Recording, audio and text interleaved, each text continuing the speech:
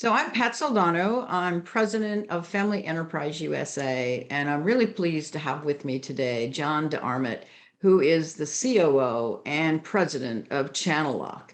Jon's going to talk to us a little bit about his business, the history of his business, and how they support their community. So Jon, let's start with maybe a little background in the history of the business, the number of employees, and how you've operated throughout the years, and maybe even talk a little bit about the years of the pandemic.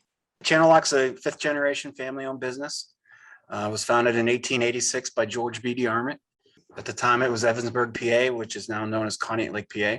He was the local farrier blacksmith at the time who started to forge his own farrier's tools, and the popularity and recognition of his tools became fairly well known. So he started to get into the tool making business and making farrier's tools.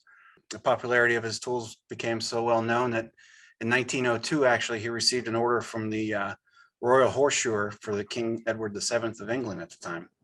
So that was kind of an exciting point in our history. But things started to evolve. His story would go as he would spend his winters forging an inventory of tools, and then he'd load up a horse-drawn wagon and begin selling the tools from town to town in the spring.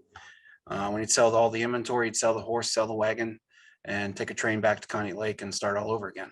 I guess early 1900s, 1904 is when we moved to Meadville, Pennsylvania. It was about a 12,000 square foot facility. Shortly thereafter, he relocated the business in 1923 to our current location here on South Main Street. It was at the time was 33,000 square feet. Continuing on a little bit further, big pivotal moment was 1933 when our chief engineer at the time came up with the multi-position tongue and groove Channellock plier. That became a very popular plier at the time, so much so that in 1963, we changed the name from Champion DeArment Tool Company to Channellock to protect, the name recognition and notoriety of that tool. Today, we're at the same location. We have two main plants here in Meadville, total of about 260,000 square feet. Right now, we have about 370 full-time employees. We ship to over 4,000 U.S. customers throughout the U.S. And also we ship worldwide to over 45 different countries.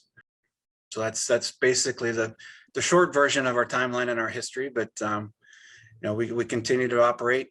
We're real proud of our Made in USA heritage, and I think making tools here in the same location, in the same building for that long really speaks to not only the quality of our product, but the legacy of the families that have worked here over the years. So much so that, I started looking back and trying to think of all the different families that have worked here, not just our family, but, people that have worked, in the office, in the plant, in different areas. We've had spouses, husbands and wives, sons and daughters, aunts, uncles, grandfathers, you name it. I started to list the names and I gave up because there were so many and it's too many to list. But funny stories, I was in our local grocery store not too long ago, and an old retiree came in, and I knew I recognized him, but I couldn't remember his name. He goes, "Hey, Jonathan." And he kind of caught me. And I said, "Hey, how are you?" He says, "You don't remember me, do you?" I said, "I do, and I don't remember your name." He says, "Paul Rudy." I said, "Holy crap. Good to see you." And it wasn't too far before that, his grandson, Dave, who works in our shipping department, was asking me about a picture of his grandfather that he remembered having, and he wondered if I could find it. I tell the stories, I think it's the original photo bomber, because we were taking a picture of a piece of equipment in our Ford shop, and Paul's face was in the background, barely could see him between one of the flywheels on the hammer, and he was just kind of sitting there smiling. And I don't think the photographers knew he was there. So I mean, it's just those kinds of stories that I think come up fairly often that really, I guess, give me a lot of pride in what we do here. Yeah, I mean, and it is a fascinating story, especially when you talk about 370 employees, and that some of those employees have been with you for generations. People forget that the family has been in the business for generations, but those employees to work for the company for generations is pretty incredible. Most people don't understand, I know you do because you're a large family business owner, is that family businesses generate 59% of the jobs in this country. And so I can imagine that those employees and your family has had a significant impact on the local community because it's a relatively small community, right? So maybe you could speak to that a little bit. Yeah, I think, you know, having a strong community is extremely important to our business. And I think, you know, having a business like ours in the community is also important for them. So I kind of look at it as any relationship. You know, you can't just take. You got to give back more than you take. And we try to do as much as we can. We support various local charities and fundraisers through donations of time, product, or even cash. We've got employees that serve on, you know, local charities and boards such as United Way, Junior Achievement, different workforce development boards. We've got, you know, volunteer coaches in the sports organizations, you name it. I mean, it seems like every board meeting we're going through a list of requests for donations, whether it's a local 5K or, you know, employees' families having a hard time and they're having a fundraiser. You know, the local, you know, Connie Lake's still a big part of our history. And, you know, I've spent a lot of time there, and they have, you know, Aquatic Management Association. We sponsor that. There's all kinds of different things that we do, you know, but yet beyond just the impact of, you know, our payroll in the community, but also the products and services that we buy. We try to buy local when we can. But you mentioned it. I mean, the number of small businesses in this country is huge. And then if you factor in the number of family-owned businesses, I think it's even more alarming that, you know, how much of a strong component of our economy is small family-owned businesses and also manufacturing businesses. Yeah, absolutely. And so, and to that point, what we have found working with legislators, and as you're well aware, Family Enterprise USA is the organization that advocates for family businesses at a national level for all industries, not unique to any particular industry and not unique to any particular size. And we think that's critically important, that their voices really be heard. And what we have found is they haven't been heard because Congress really doesn't understand the economic impact that they have on this country. And to that point, we're a little concerned that this Congress is kind of attacking, even if it's not intentional, family businesses. And maybe you could talk a little bit about some of the struggles that you've had with legislation and trying to maintain these rules and comply with all the regulations throughout the years. And I assume it's only getting worse. Yeah, one of the big areas that the biggest challenges we face is the competition from overseas. You go into any hardware store or home improvement center and take a look at the tool wall.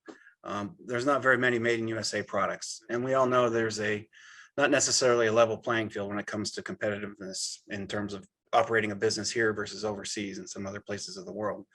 Not too long ago, we had the Section 301 tariffs put on the imported products, and tools were covered under that. And right now there's talk of, you know, the current administration lifting those tariffs, which, you know, was good for us. And it's really helped our business grow and helped us be more competitive by raising the prices on those imported products and making us more competitive. And we firmly believe that most consumers, when they're looking to buy a product, try to buy made in USA. But oftentimes the made in USA comes with a premium, not only quality, but it also comes at a higher cost. Those tariffs really help close that gap. And the closer we can keep that gap, the better for us. You know, if we take away those tariffs, that's just going to uneven the playing field more, tip it back in their favor. They're going to be able to gain additional market share and make our jobs harder. So, I mean, that's one area right now that's hot on the top of the list in terms of what we're looking for and what we're watching. But you know, that's a big hot topic one right now. But obviously, taxes, big deal. Estate taxes on family businesses is huge. They can fluctuate one way or the other, good or bad, very simply with a small change. And, you know, whether it's generation skipping or lifetime exemptions or whatever it may be. And, you know, when you're a small family business and you're trying to plan your succession and pass the business on to the next generation, it takes a lot of work and a lot of energy to set up the right financial planning to make that happen without losing your business. I mean, it's a big challenge and it takes a lot of work, and it's something you have to do. But one of the things that I think has kept us successful is we try to focus on one thing and doing it well, doing it better than anybody else. And that's making pliers. But we do that well. But to do that, you know, we also have to keep an eye on all these other things. And it's a distraction for us. It'd be nice if we had some consistency and, I guess, confidence that, our government is going to watch out for us and not try to make it harder on us to operate and continue to run a family-owned business like ours. And that's the big challenge. And unfortunately, I don't think most lawmakers really appreciate or understand the impact that those changes in those laws can have on a family like ours or any other family. Farms is another big example of that, when multi-generation farms have a hard time, keeping it going. So it's a challenge, and it seems to be getting harder and harder. Most recently with the COVID pandemic. Just to go into that a little bit, I mean, it was within, a few days we found out this was going to happen. They were going to shut down. Some businesses were going to stay open, some were not. It was going to be life-sustaining businesses, and we all asked ourselves, well, what does that mean?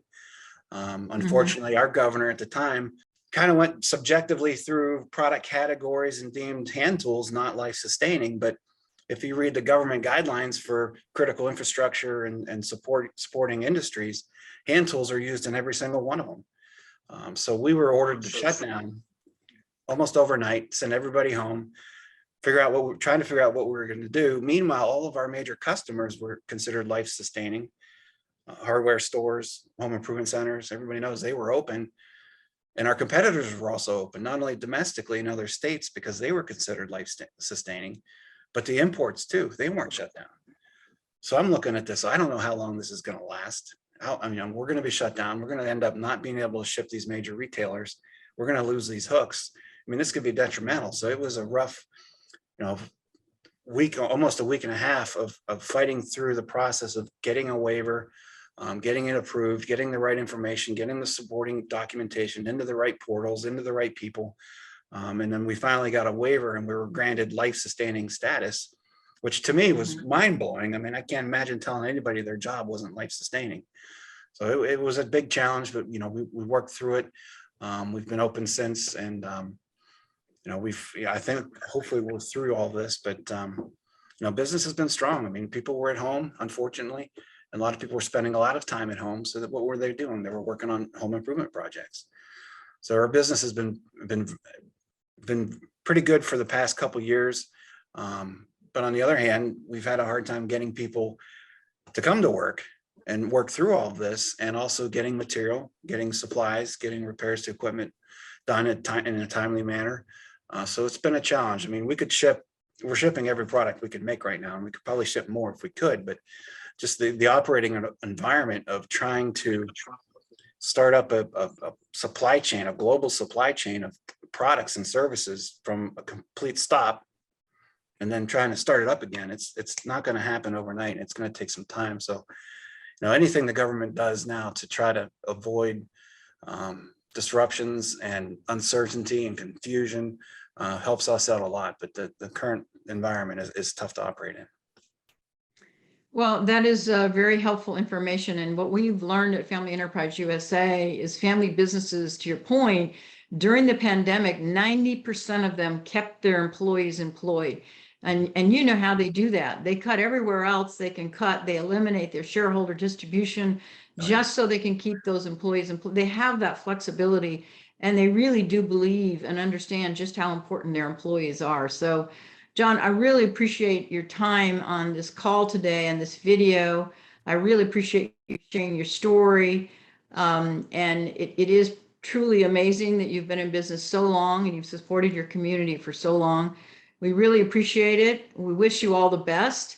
And I want to thank you once again for being on the call. Have a great day. Thank so much. Yep. Thanks for having me. Take care.